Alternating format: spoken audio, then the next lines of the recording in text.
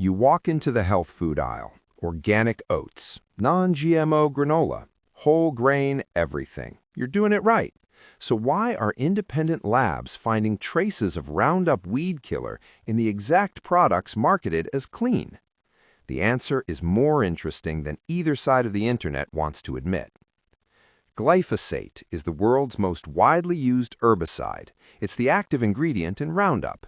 Most people assume it only shows up on GMO crops like corn and soy, but the bigger source in many pantries comes from something almost nobody talks about: desiccation. In the northern US and Canada, harvest season can get wet and cold fast. Crops don't always dry naturally in time, so some farmers spray glyphosate directly onto mature, non-GMO crops about a week before harvest. It stops growth, dries the plant down evenly, and locks in the schedule. This isn't about genetic modification, it's about logistics.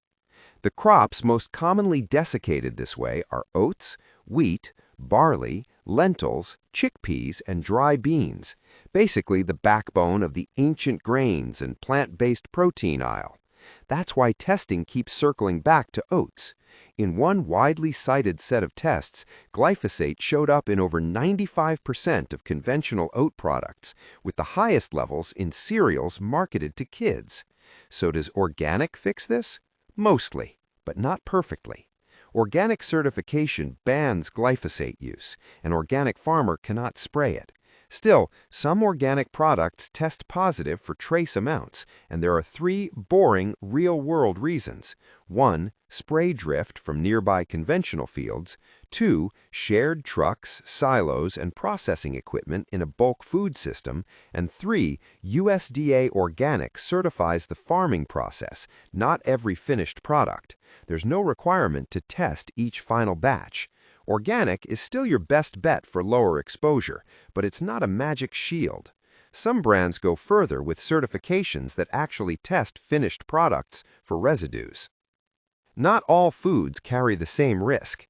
Based on FDA monitoring and independent testing, the higher risk categories tend to be conventional oat products, conventional wheat products, legumes like chickpeas and lentils, foods made from them like hummus, granola bars, whole grain cereals, and some plant-based protein powders.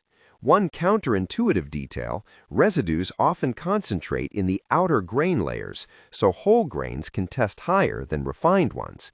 That doesn't make whole grains unhealthy, it explains where the numbers come from. Notice what's usually not on that list: fresh fruits and vegetables. They're not dried down for storage, so the desiccation pathway usually doesn't apply. What does the science actually say?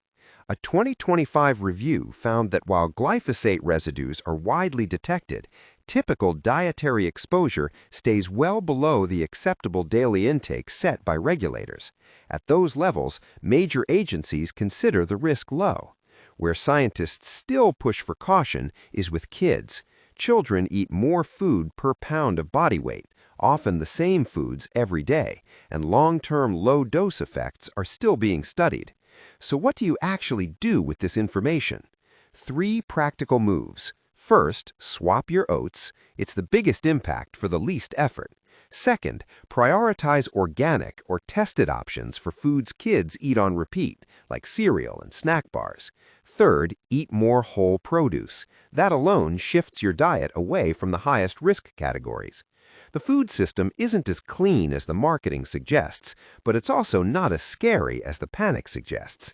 The boring middle, where you understand the system and make targeted choices, is where the smartest decisions live.